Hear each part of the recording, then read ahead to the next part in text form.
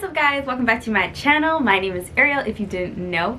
So today's video is going to be all about social media, starting your social media for your business. I mean, this is definitely, I'm talking about like lashes, but like I guess this could go for anything. If you're starting like a social media for your business, any type of business, it's really just like tips and tricks to kind of get you going and certain apps to use, how you make it look good, and basically just like what I did to kind of enhance my social media.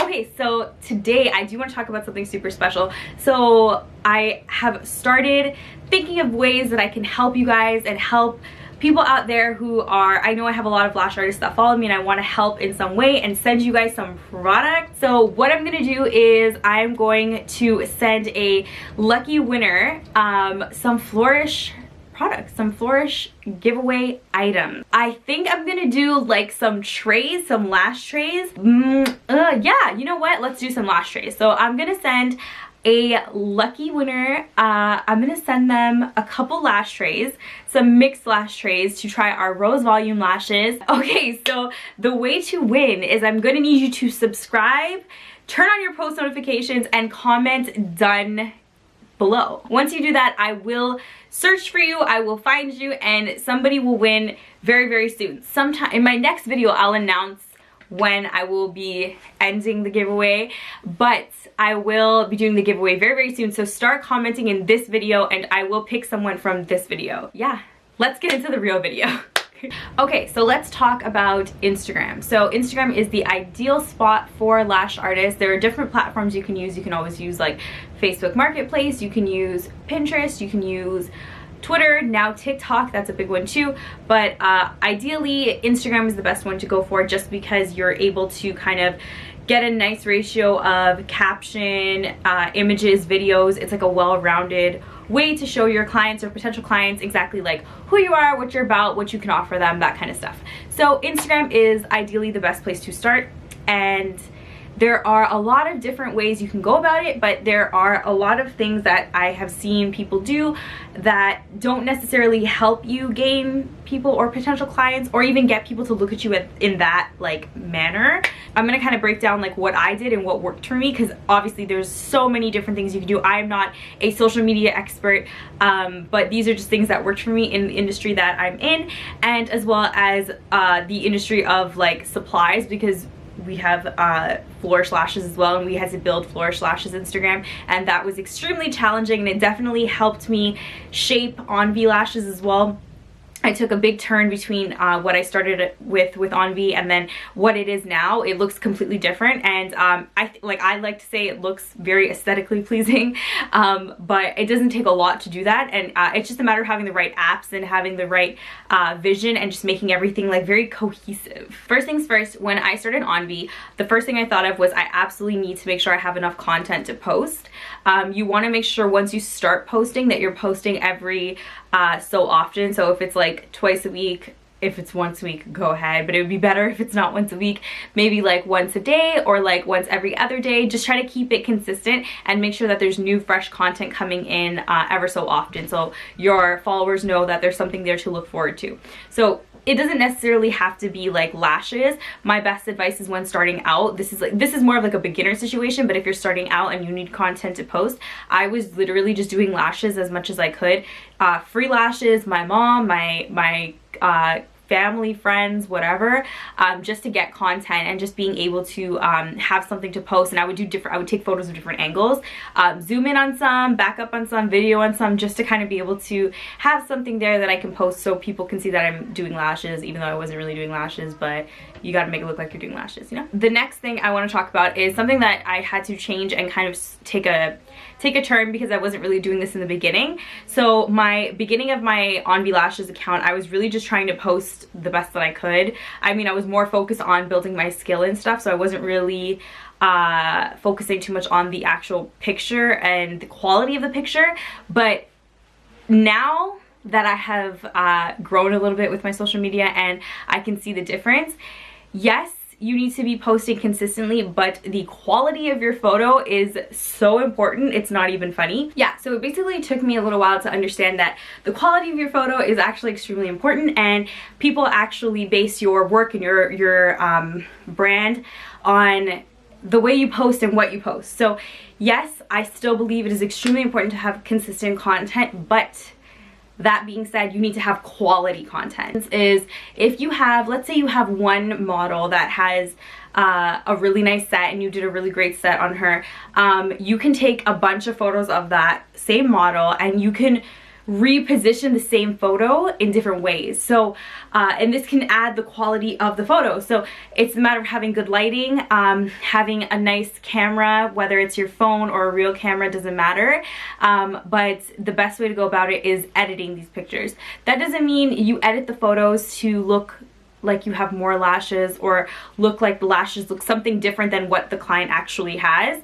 It just means cleaning up the skin, giving it a posh, polished look that kind of gives off that idea of your brand, because at the end of the day, your social media, your Instagram is going to be how people view you and view your brand. So you need to make sure that what you feel and what you want your brand to represent comes off in your photos. And that means having, let's say for me, I wanted it to be, let's say for me, so I wanted like a very sleek, clean, very like, I guess the only word for me really is sleek. I wanted it super sleek, super like chic and dark kind of vibe. So what I do is I make sure that my pictures always have the same kind of consistent theme, and that doesn't mean that it has to have text on it or any type of writing.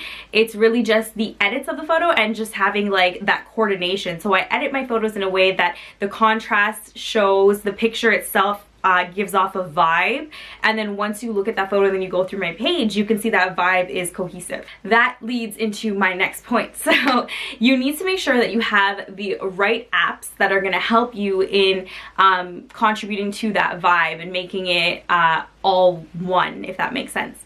So what I do is I use 3 apps. I use, hold on, I gotta get the names of them so I know exactly what I'm talking about here. So I do it in like an order. So it's none of these photos are going to be in any way like edited to make the lashes look not what they look like. I don't want to say it doesn't make the lashes look better, because when you do clean up the client's skin or you smoothen the skin, it does enhance the lashes and makes it the focal point, so therefore they do look better. But I'm not editing the lashes. Like, I'm not making them darker. I'm not making them look like more dense than they are, or adding a fan through the app or anything like that. Or even just, I don't correct if there's like a lash out of whack or something like that. I don't correct that. I leave everything in there because I do want it to be very authentic, very real. I'm not perfect. I'm not the most amazing lash tech out there. I am so far from that. I'm growing, I'm learning, and I want that to reflect in my images on my Instagram as well, because if you go through my images, you can see how I've changed as a lash artist. And I personally like to represent that. I like to show that I've changed. I like to show that I've grown, and it kind of gives people that idea like, hey, like I like it. I mean, like when I go through someone's Instagram account, I actually go really far to see how long they've been doing lashes, and seeing like them change and grow as an artist, because that's what happens. And it's impossible for you to say that I started off amazing and I'm still amazing, and that's just how I've been this entire time. I've been doing lashes for like 5 years. I started out crap and now I'm a lot better. And in 2 years, I'll be a lot better than I am today. So you want that to reflect on your Instagram as well. In order, the way I do it, so I'll have a picture of my client. I pick the best one that I like, if it shows the lashes in the best way or just has the best angle or whatever the case is. And then I go on to Facetune 2. So I have Facetune 2, and that, it's so funny, I use like different things in different apps. So Facetune 2, I'll take my image, for instance, I'm gonna just like show you guys. So, okay, so I'm gonna go to Facetune 2. I'm gonna pick an image. I'm gonna pick this one. This is just a random one. And this is my client. You can see that there's lashes on her hair, like lashes on her lid and stuff. I'm not gonna like take it out because like it doesn't bother me that much. But what I will do is I'll go to the retouch option, and then they have a smooth option. And what I'll do is I will go and like smoothen off her skin. So just like under her eyes, over her forehead, sometimes her eyelid, and then just kind of go around, and you can already see like it just looks better. Like it just looks way better. So then I'm gonna just, that's literally all I do with that. And then I'm gonna save this image, and then I'm gonna move on to my next app. So then I'm gonna go to, Photoshop Express, and then this app helps with the coloring and changing the tone of the image so that way everything can look cohesive. So then I'm gonna find my photo. So this is the edited one that I just did, and then I'm gonna go into color corrections. Okay, and then I'm gonna do exposure. So what I do is I lighten the photo just a bit, nothing too crazy, depending on how light the photo is to begin with. Change the contrast a little bit. I like to make them look sharp. That's like one thing with my page. I love to make the images look sharp. And then I'm gonna go and do shadows because we want it to be nice and sharp. And then I'm gonna go to tint. So I'm gonna tint it. This is just a personal thing. I like to tint my pictures a little bit pink. And then I'll go to temperature, and then I go to cool, and I cool it down. And then I go to vibrancy, and then I amp up the vibrancy. So these are all little things that I do just to kind of like give my photos a certain type of look. So now that I have this up, I save that guy, save it to my camera roll. Okay, and then I'm gonna go to my last one, which is Canva. And Canva, you can do so much stuff in Canva. Canva is the ideal app to kind of, you can either add a text, you can even use video in this app, but this is what I do to create all the good stuff. Like sometimes I'll add like, I'll even do ads and stuff in here for like Flowrish sometimes, but mostly I use it for Envy, and I'll add like, actually no, that's a lie, I use it for both, but so I can go into like, let's say Instagram post, and then I'll pick up my photo. If it wants to load, I have to upload media. Oh my god, you guys can see like all the crap I have here. Okay. And then we add that in here. Okay, so then this is the app that I use now to just add text. So then I'll literally go into text, and we could do like glow. And then I put it up here, and I'll put like Envy lashes, and then make it smaller because it's too big.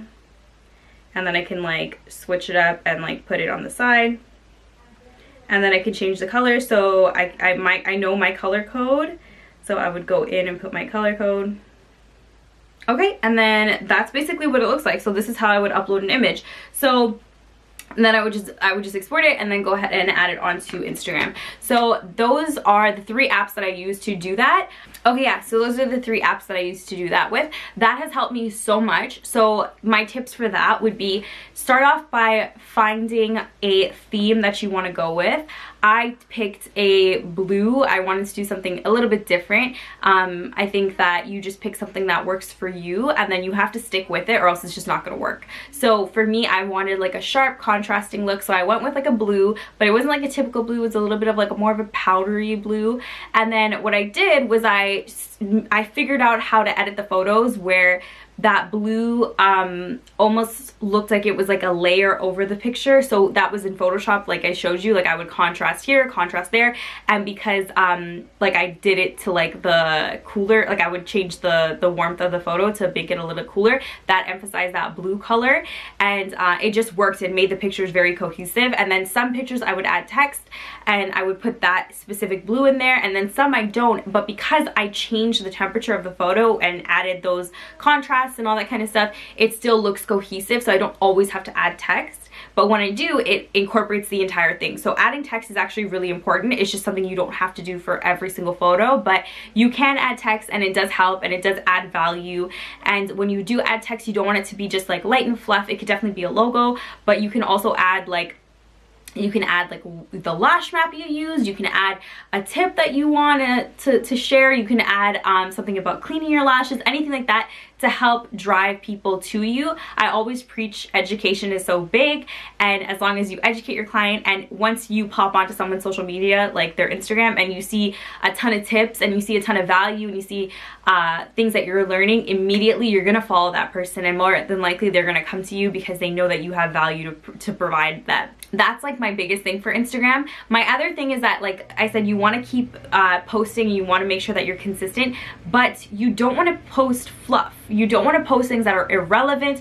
I personally don't like when I see people posting like stairs or like a shoe or like anything that just looks nice. I don't think, I get it, it's Instagram, it's aesthetically pleasing, but you have to understand what you're using your Instagram for. It is a tool, it is a selling point for you, it is your portfolio. So you want to make sure that you are properly reflecting your business and reflecting who you are and who you want to be and how you want others to view your business. So you definitely don't want to post just like random light fluff.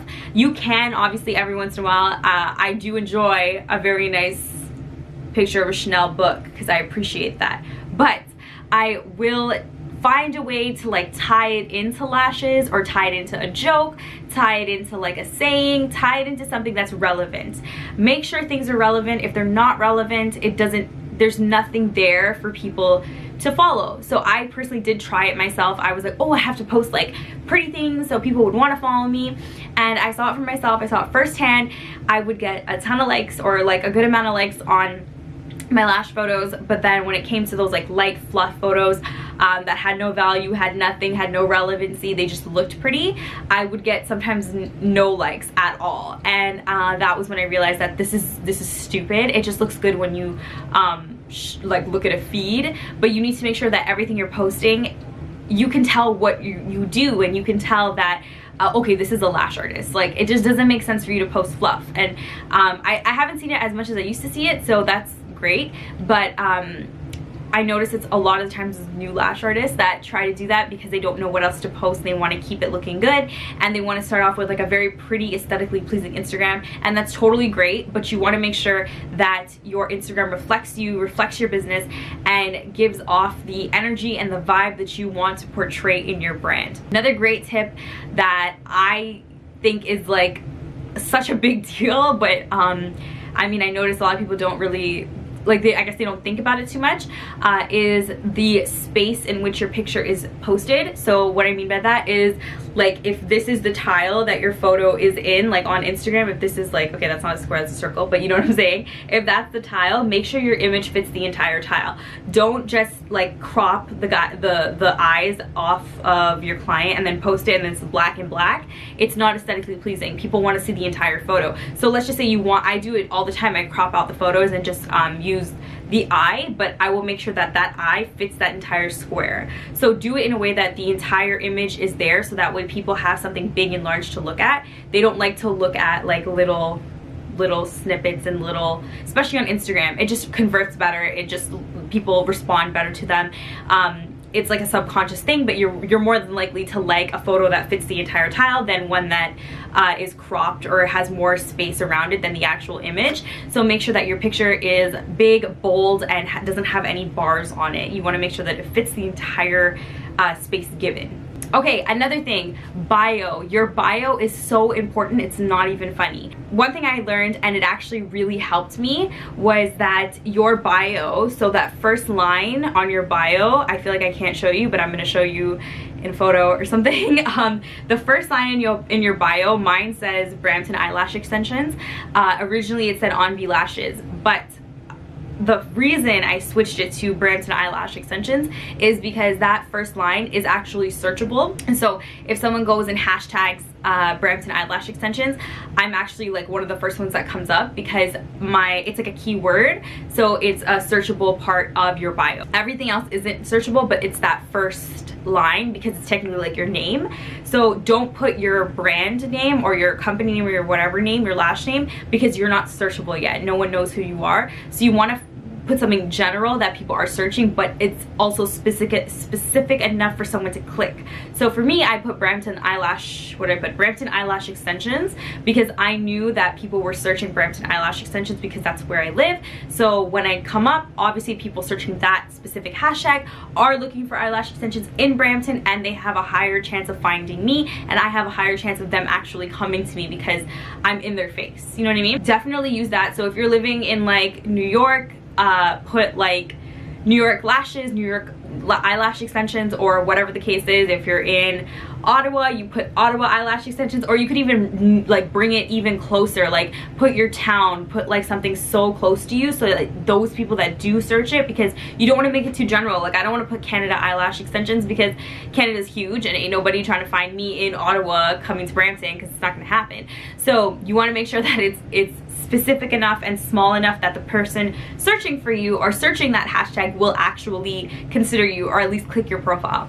And then make sure, so that's one thing for like your bio, but then make sure that the rest of your bio is very clear on what you do. You want to make sure that someone can skim your page and know exactly what you do. Even if they didn't look at your images, it says right there clean and clear that I do eyelash extensions. So put lash artist in so and so and so, whatever area you're in. Make sure you use your bio to the fullest extent because it's so important. And don't think of it as something that has to be pretty and like something that has to be in a specific way. Just make sure that it's full of info that people actually want to listen to or want to hear or want to look at. Like make it clear for people who are searching you, because nothing is more important to someone who's actually looking for a lash artist than not having to search for the info. They just want to see what it is immediately, and then that's it.